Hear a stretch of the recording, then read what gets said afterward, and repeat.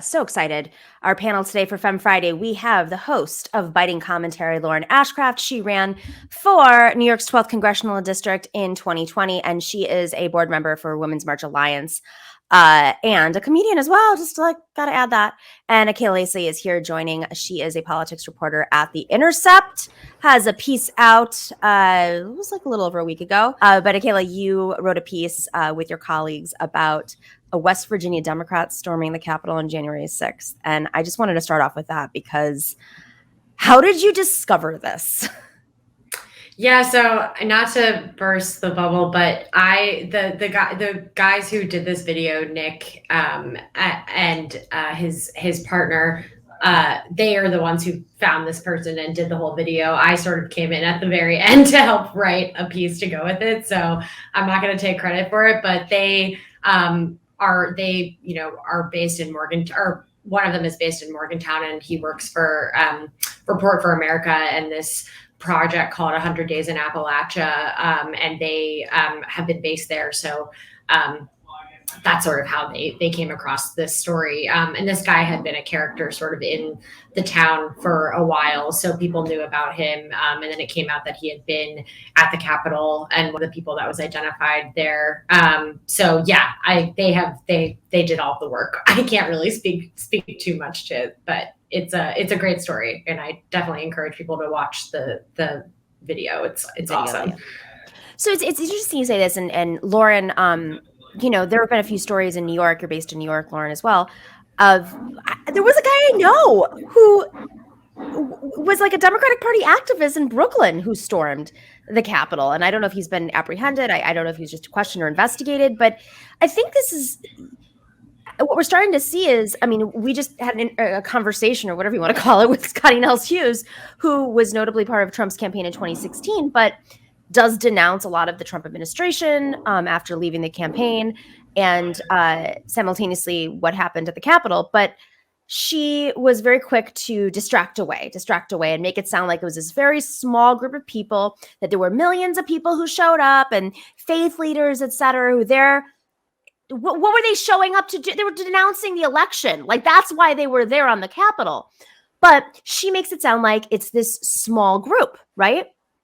But like, we're realizing that it's not just that it was the most loyal Trump folks. The guy who was in the Democratic Party organizing meeting in Brooklyn was at the Capitol. This guy in West Virginia, was at the Capitol. I'm starting to feel like it's a lot more common than we think it is. Lauren, I see you're just go for it. Yeah, I witnessed the tail end of that discussion, like you said, and it's just, sometimes I'm just curious to see how people try to justify what happened there. No matter how you explain it to me, I don't buy it.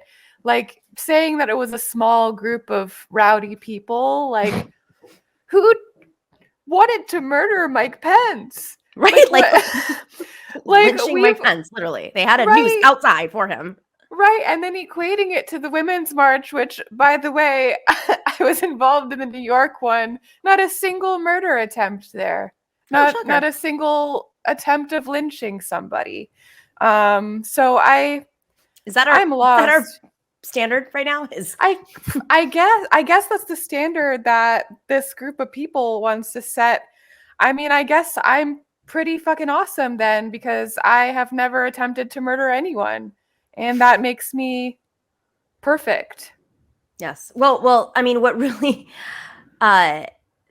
she started off by saying that the committee is just politicizing everything.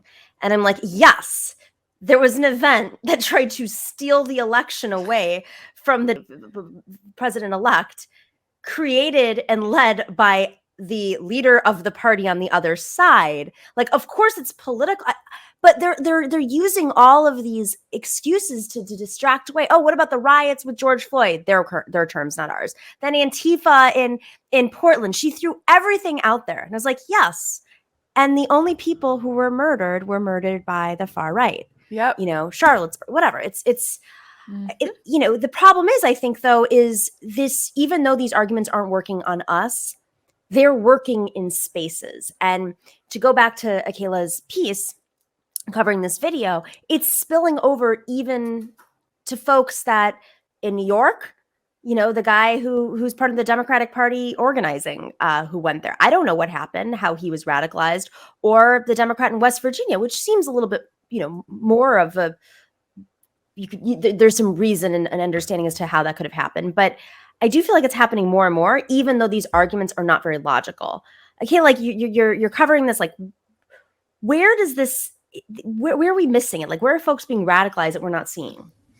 Well, one of the points that they go into in a lot more depth in the video, but that I think we tried to highlight in the piece, because I think it's sort of at the core here, is that this is like sort of specific to West Virginia, but you can apply to other states where media outlets have been sort of ravished by private equity firms, and so you're left with sort of a vacuum.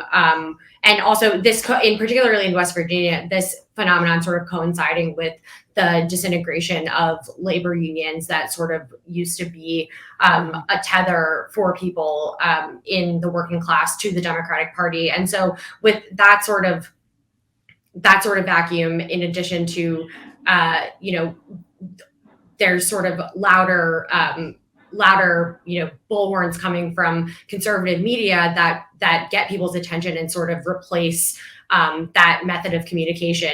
And so that's sort of something that Sam Workman, who's a professor at Morgantown, goes into about this. But I mean, I think, if you're talking about people in other places where this is happening, not necessarily in West Virginia, there's a similar theme as far as people not finding the information that they want to get in traditional outlets, and turning to sort of more radical or more right-wing sources without necessarily realizing that that's what's happening. Maybe because they're talking about issues that they're not hearing from the Democratic Party, or they're talking about issues that they're not hearing in mainstream media that resonate with them. And so then they're pulled in another direction. And there's a lot of more nuance there. That's not how it happens with everyone, but I think that's one theme, at least, that tries to that they try to surface in this video, that I think explains it for some cases. I mean, we're seeing this in our media space. You work for The Intercept, which is, of course, not funded by these like venture capitalist, whatever, private equity firms that are still a billionaire, though. Still a billionaire. That's the way it used to be, though. The New York Times used to be solely funded by. Let's be real, that's not a new thing, a new phenomenon. Yeah. But with that being said, in our spaces, while we own our, Lauren included, we have our own shows and we run them. We are beholden to these big companies that are, even though the pressure is now on them a little bit more, especially this week on Capitol Hill, they're still not even, we're screaming. We're like, hey, the algorithm is overwhelmingly geared to the right wing. And for folks on the left, you've seen a definitely an adjustment into how to get clicks and maybe even leaning a little bit more right, because they're making a living, they want to be famous, whatever their goal is when they're hosting these shows. But you're seeing the radicalization of even folks on the left who are anti-establishment, which is part of this pipeline, I believe, which goes back to your original point, Akela, that like this space is, this anti-corporate space has existed in the left for a while, but it's now being weaponized, I believe. I mean, Lauren, does this make sense? Is this resonating? It does, because I see a lot of like the anti-vaccine stuff on the left, and saying like, don't get the vaccine because then Pfizer and Moderna get money. And it's like, okay, but let's all protect ourselves and stop this virus, and then nationalize big pharma. Like those things, you don't need to just kill yourself. Right. So I see a lot of that. And also I was really surprised to see some support of Kyle Rittenhouse on the left, but I'm convinced that some of these groups on the left are in their own ballpark. It even pains me to say left in a way. Exactly. Well, it's not a new strategy. I mean, the question is where it's coming from and who's being influenced and who's actually part of the influencing, I guess. speaking of the left, and I say left very loosely, Kirsten Sinema, is supposedly a Democrat. She is really, yep, she's something. Capitol Hill right now is BBB is basically dead. Voting rights. A few weeks ago, you may recall having read that the major donors in the Democratic Party said they are no longer going to give money to the DNC or the D-TRIP or DSCC at all until they prioritize voting rights. And as a result, this has, the pressure has amped up, and leaders across the country, Democratic establishment leaders, are doing all they can to pressure voting rights and, of course, ending the filibuster. But Kirsten Sinema, do we have that video of Kirsten Sinema just being so courageous on the floor? Let's play that. These bills help treat the symptoms of the disease, but they do not fully address the disease itself. And while I continue to support these bills, I will not support separate actions that worsen the underlying disease of division infecting our country. The debate over the Senate's 60-vote threshold shines a light on our broader challenges. There's no need for me to restate my long-standing support for the 60-vote threshold to pass legislation. And there's no need for me to restate its role protecting our country from wild reversals in federal policy. Okay, this has made the rounds. She's like on the verge of tears. I think she sounds nervous. Oh, is that what it is? I was thinking, I was like, you sound nervous to be standing up there and talking such bullshit. So I think that's what's actually happening there. Maybe. I don't know. Her conscience peeking out. Is that really a thing? Okay, well, like it really. Oh God, I mean, what's next? We're gonna get to maybe her ultimate strategy here, but people are really angry, as they should be. I mean, this is beyond just the progressives anymore. This isn't Arizona progressives. This isn't just immigrant groups. It's like, basically, if you've ever stood for the Democratic Party in any way, like, you seem to be angry at Kirsten Sinema. Is this gonna last? Has she responded? Is she losing staff? Like, what's happening in her universe? How can this continue? I mean, I don't think that it's going to change necessarily. I mean, she doesn't really have any reason to change her stance. I think, like, based on how she's behaved with BBB and other stuff. I mean, she's been very clear from the beginning that she's never going to support filibuster reform. There's no, I don't know that the party even really has any leverage over her at this point, because I mean, there's sort of like this phenomenon with Manchin and Sinema now that, they're getting so much attention because of the stances that they're taking on certain things, and the donors that they are sort of appeasing are kept happy, and so that's sort of that's the pressure that, if they're under any pressure, that's the pressure that they're under. But yeah, I mean, Democrats have sort of pretty much resigned themselves to the fact that this isn't going to pass. So that, I think the real question is, like, how is that going to impact voters during midterms? Like, I don't think it's a question of whether the Congress is actually going to do this, because it's already watered down. So right. If they even pass what they've agreed to at this point, it's not going to do a whole lot. And so some groups that I've talked to have been talking about how, the news about the donors withdrawing or, threatening to withhold funds has been going around for a couple months, but some voter groups have also been encouraging people to give to smaller sort of local efforts, because they know that even if this does pass, like, they still need to combat sort of, the dark money efforts to like push voter suppression bills at the state level, and address things that wouldn't necessarily be touched by a federal bill. So I feel like that's sort of where the conversation is right now, and should be, because, Sinema has a lot of power, but at the end of the day, like, the rest of the party has already conceded so much on the greater bill that I think there needs to be some scrutiny of that too. What I don't understand, though, is it's for progressives who think, well, this is just like a game, and centrist Democrats, they're there to represent corporations. Well, there's a lot of truth to that. I fundamentally, personally don't believe that Senator Schumer wants to give up his power. He has a tremendous amount of power. And at the end of the day, the buck stops with those who want to keep their power, whether it's Joe Biden or Senator Schumer. They don't want to be in and out. And she is she is essentially blocking what could potentially keep that power. Not passing BBB, not passing filibuster reform, but specifically BBB, that is a tool for folks to stay in office. And I can imagine her colleagues who are in districts where they're on the fence, like they may not win re-election, must be extremely angry at her, because now they're at risk of losing their power. And even if they are corporate Democrats, they're at risk of losing their power. So there's got to be something, though. I mean, with Manchin, we always talk about maybe some sort of investigation being held over him. But, in the old days, anybody who's watched House of Cards knows that there's the leaders have a book of dirty stuff on these people, and they use it when they don't fall in line. Why ain't that happening, Lauren? I don't know. I mean, I'm originally from West Virginia, so Manchin is very painful for me in particular, because my family's still in West Virginia, and I just see them get cheated by their politicians all the time. Manchin's part of a dynasty.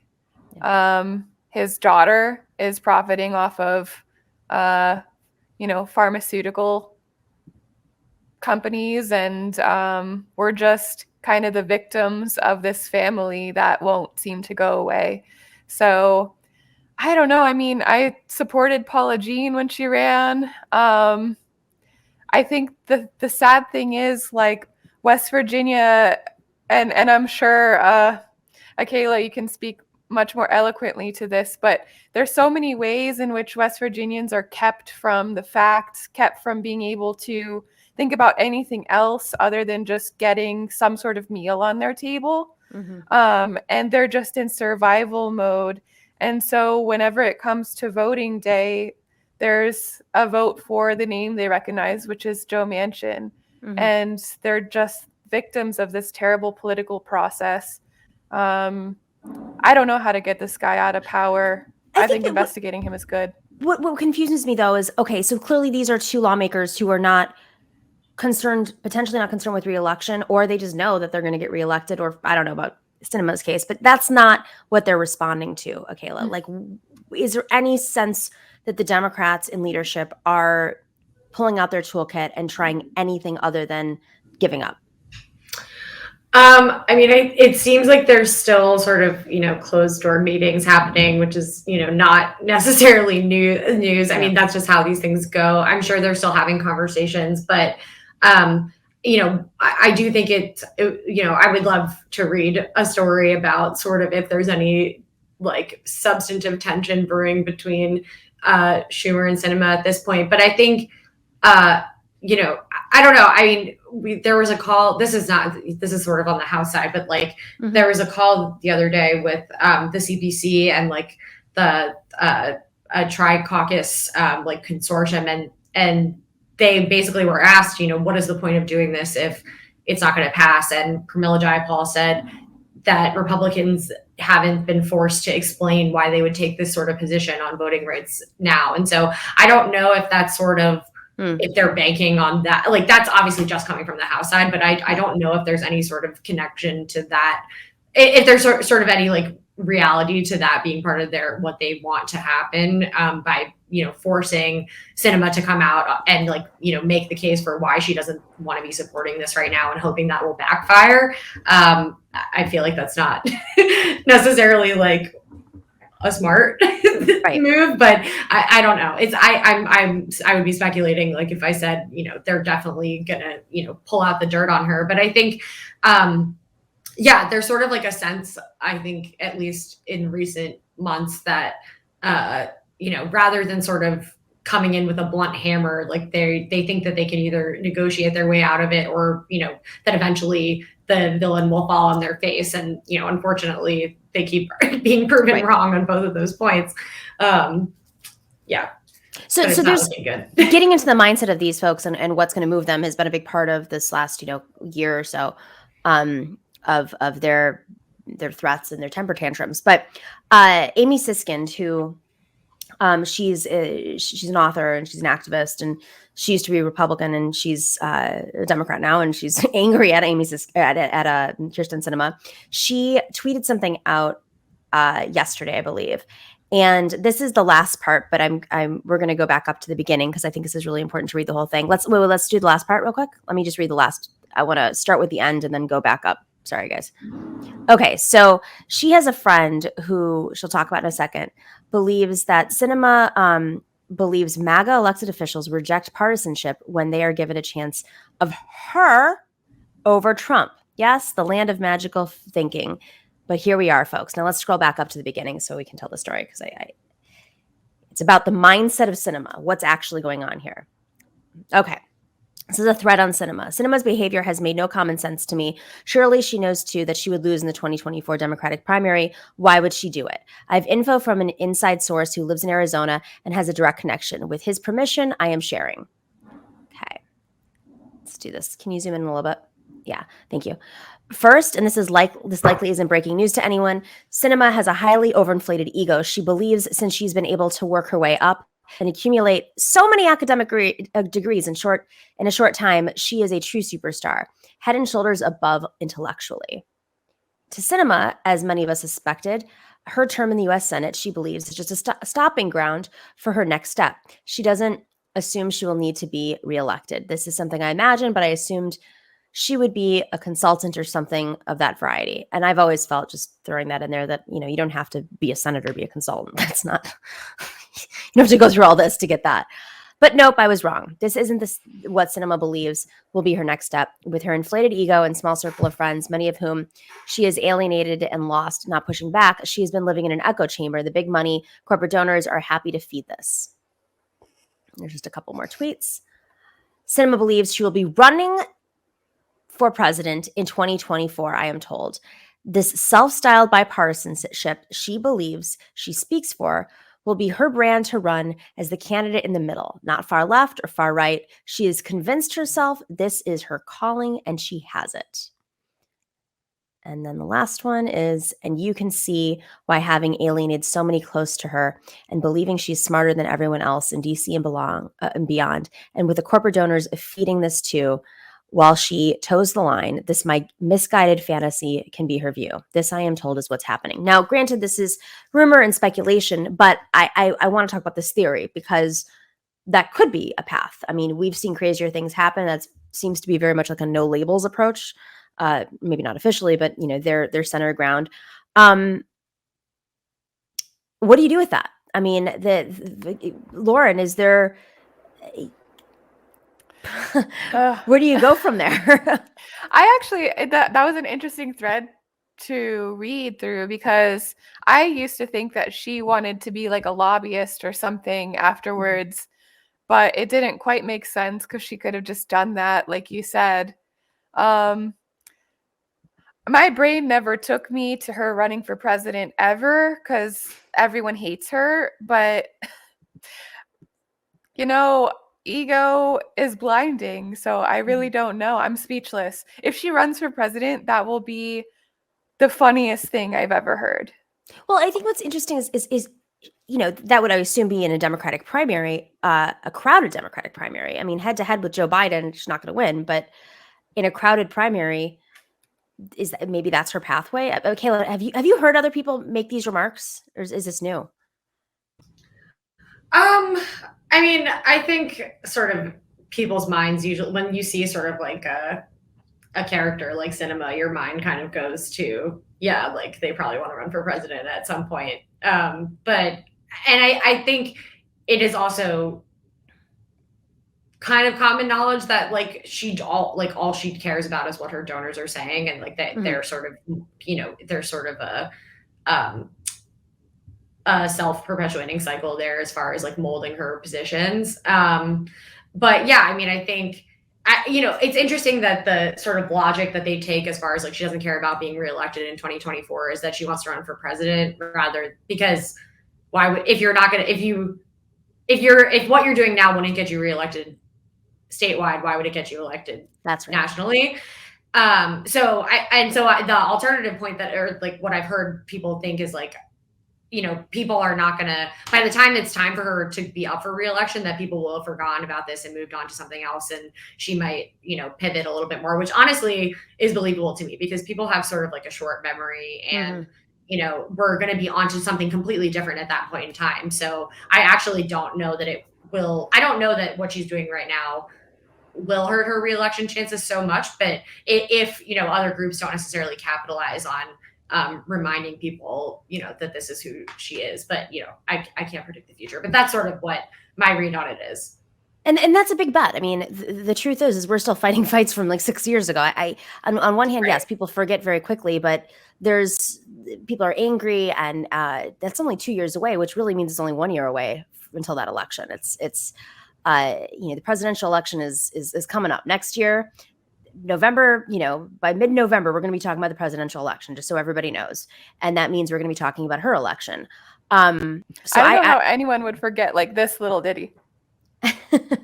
That just for our podcast listeners, that's a thumbs down. That's the curtsy thumbs down move. Yeah. I mean, Trump was elected. That's true, but he plays a different electoral game. He's got an infrastructure there built by the Koch brothers and electoral commissions, and they've got folks everywhere and justices. She may not even have her own Democratic Party in her own state, which says a lot. Like, I think it's fascinating to see her own Democrats locally turn on her. This isn't just like activists anymore. This is like actual party people who have turned on her. I've be curious to see. Maybe she'll run as a Republican. She and Tulsi Gabbard in the Republican primary. I recently as in a couple years ago, but saw To Kill a Mockingbird on Broadway, and the children are played by adults, and they do it really well because they get the movements of children down to a T. And that's the kind of vibe I get when I watch her, because just the way she carries herself is like she's some teenager that is just really excited to be in the middle of a floor. I don't understand. I don't know where she's going with her life, but she seems to have some kind of a drive. Don't you guys love that we're all just so beholden to a couple of narcissists? Yes. That's it. Oh. Anytime you think you're doing you just a little bit too much, just think about Kirsten Sinema and Joe Manchin and Elon Musk and Jeff Bezos, because this is their world and we're just part of it. On that note, thanks for being part of our world. I really appreciate you, Lauren Ashcraft and Akela Lacey, for your work, joining us on Femme Friday, and everybody tuning in. As always, we appreciate you and stay in solidarity. If you don't know this already, we are not millionaires and billionaires. We do not have major corporations funding us. And shocker, we're not going to appeal to the right wing and be anti-vaxxers so we get clickbait. No, that's not how we run our show. We run our show off of your support. Specifically patrons. Patreon.com has been a lifesaver for us. Our patrons on Patreon really have kept this show going after the election wave, when everyone was riding it through the doldrums of last year. It makes a huge difference. And if you're not already part of our Patreon community, please join us at patreon.com/The Nomiki Show. We have all different levels available. We send you some swag if you join at a little higher of a level. And if you're not able to, or if you used to be a patron and you're going, it's a little tough right now, no worries. Message us. Send us a note at thenomikishow@gmail.com, or message us in Patreon and we will work something out. If you can give more and sponsor somebody else, that also makes a huge difference. But this is how we keep this community alive. We want to make sure that we have the best quality show for you. And this is how we do it. So thank you to all of our patrons who've been supporting us along the way. And if you're able to join us and join our family, we're going to have some fun stuff this year that we're sharing with our patrons.